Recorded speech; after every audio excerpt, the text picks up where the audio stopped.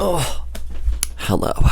Yes, I am dressed as if Lucille Ball and Kim Possible had a baby, but here's the thing. I was raised near Canada. I am a cold weather person. I now live in Southern California, which means that between the months of March and September, I exist solely in crop tops because I just can't do the heat, okay? Showing midriff is how I make friends. Anyway.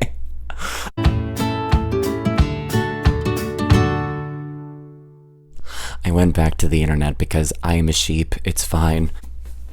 Last night at the Telegraph Club. In a couple of my recent videos, I've been talking about the difference between, like, positive representation and an earned use of the very valid struggles that queer people, especially in historical times, used versus just doing it for shock value.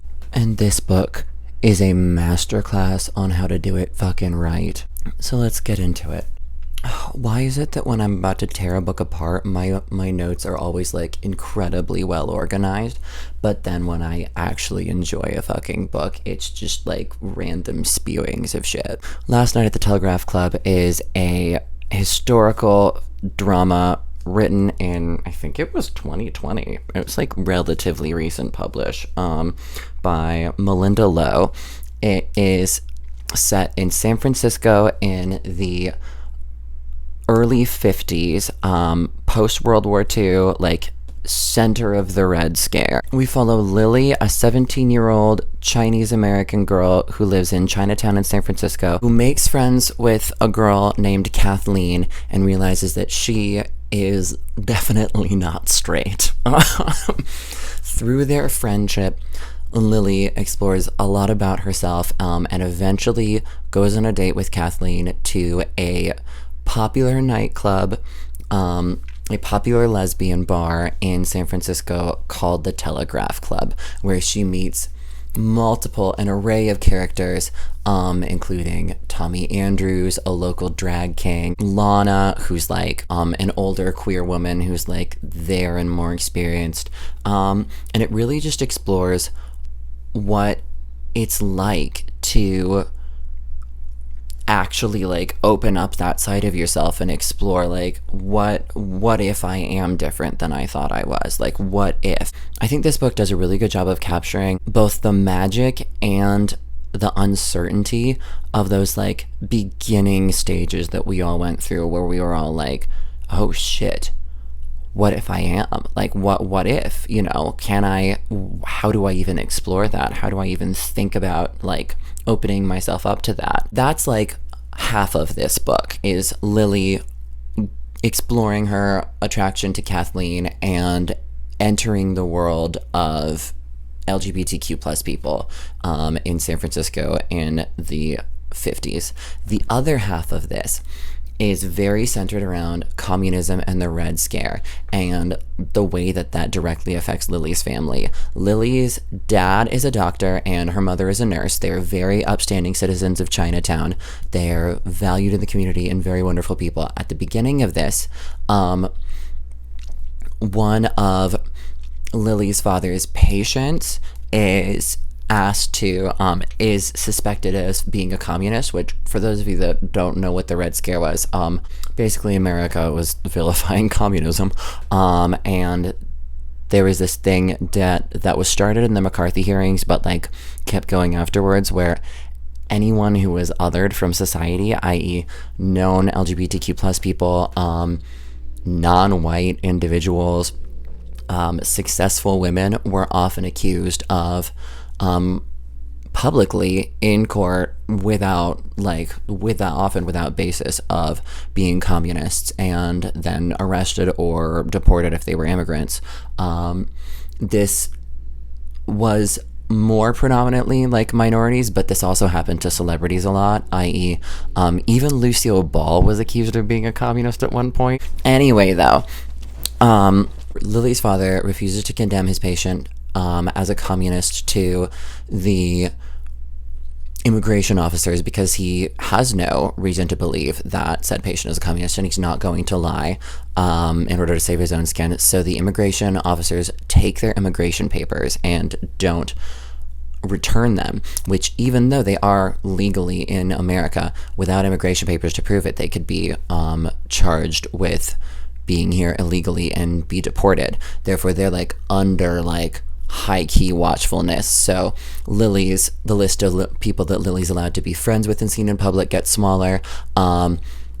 And the fact that LGBTQ plus people were often accused of being communists and arrested for it, and could also just be arrested in general, really puts like a higher stakes to Lily sneaking out to go to this gay bar, the Telegraph Club, at night. And I enjoyed that a lot because I haven't read a lot of books about McCarthyism or the Red Scare or things like that. So it's just fun to jump into that world. I'm gonna try and keep this actually like relatively spoiler free compared to most of my videos, just because this is such a new release and like everybody needs to read this book, so I don't want to like spoil it. One of my favorite characters in this book was Lily's Aunt Judy. Aunt Judy works as a mathematician and I think engineer. I don't remember exactly the title that she is, but Aunt Lily works for this space program, designing rockets and designing things like that, and like, you know, creating the technology that eventually will lead to humanity going to the moon. And she is just so fucking cool.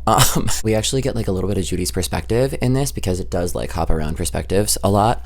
And Judy is a Chinese American immigrant who came here to study mathematics and computer science and, you know, things like that, and then just stayed here. She had all intentions of going back to China, but then communism took hold of China, so she just gained citizenship and stayed here. She is Lily's role model, and that Lily also wants to be a rocket scientist. Lily wants to grow up to be a part of the team that eventually sends people to the moon, is like one of her dreams. And it is just the relationship that Judy has with like being an influence on Lily, and then just her relationship between like being living in China and then being a woman in America, and like all of these like, and being a woman in like a very male dominated field in general it's so cool and so beautiful, and I really enjoyed it. I wish that we got more of Judy's point of view because we only got a couple. And this was a character that I like really fell in love with and I wanted more of. The other thing that was like one of my favorite things is this book beautifully captured just the essence of a drag bar and a gay bar. I don't know how to speak for everybody, but at least for me, one of my favorite places to be and one of the safest places I have always felt is being as a bisexual human being, is existing in a gay bar or a gay club.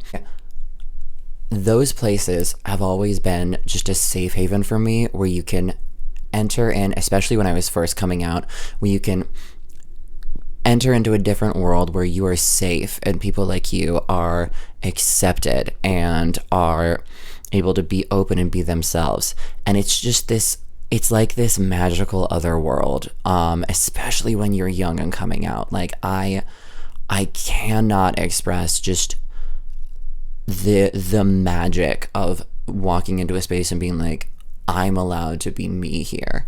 And to then like conversely meet older people who are like also living their lives that are similar to me and doing it well, and like having the opportunity to talk to them and be like, how do I survive this life, you know? I was lucky enough to come out like after gay marriage was legalized, so while there's still like interesting, you know, the world is an interesting place for sure and the battle is not over, I could argue it is a lot safer for those of us coming out now than it was in, say, the 50s when this book is set.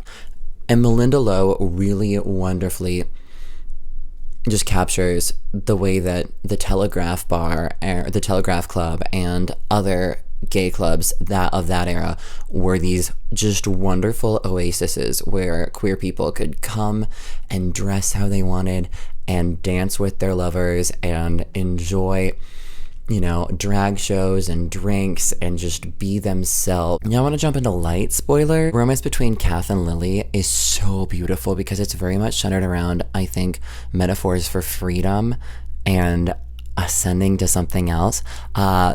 The first conversation that Kath and Lily have is about the way that they both want to grow up to be scientists. They're in a career class.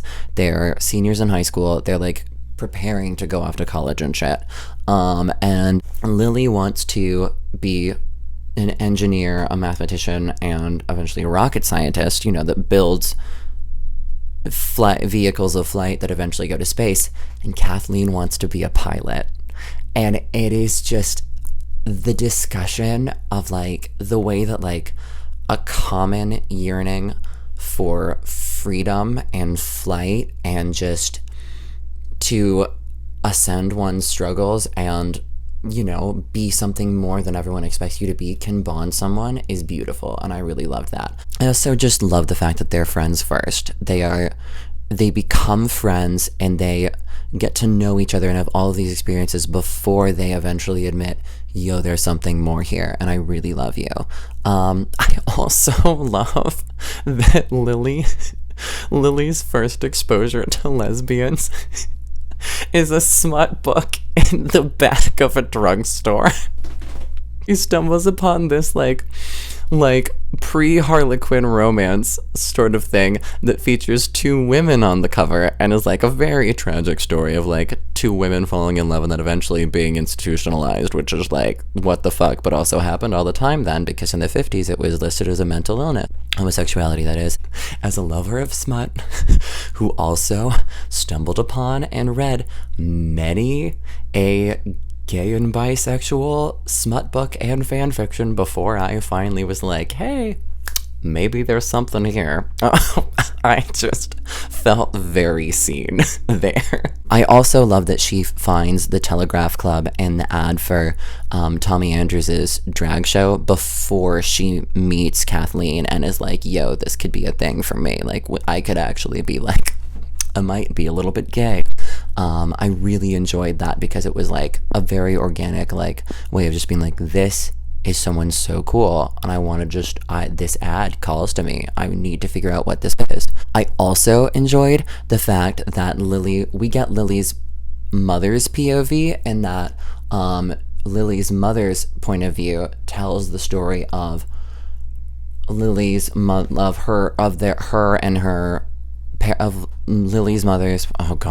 Lily's mother's point of view tells the story of Lily's parents' love story, and it's like really beautiful and really cute, and it's just really cool to watch the juxtaposition of their love story as two people in the medical field, very well respected scientists fall in love, and watch the juxtaposition of that and Lily and Kathleen's love story, which is also very much based on their intellect and their love of knowledge and their yearning for knowledge. Like, it's really beautiful.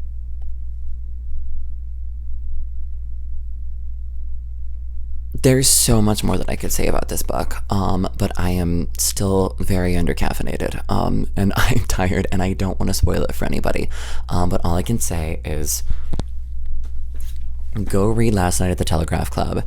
It is very, very, it's just beautiful. This book made me cry so many times, and not often because of the sad parts, more because of the beauty that is described in this book. This is definitely at the top of my list of favorite books that I've read this year. If you made it to the end of this video, thanks for sticking around and helping out. It was rather calm compared to my videos. I keep saying that. Maybe I'm just getting boring. I don't know. If you want more semi-regular chaotic bisexual content, hit that like and subscribe button and ring the notification bell so you can get my videos whenever I decide to post them. This has been the Bye Book Boy. I am saying bye.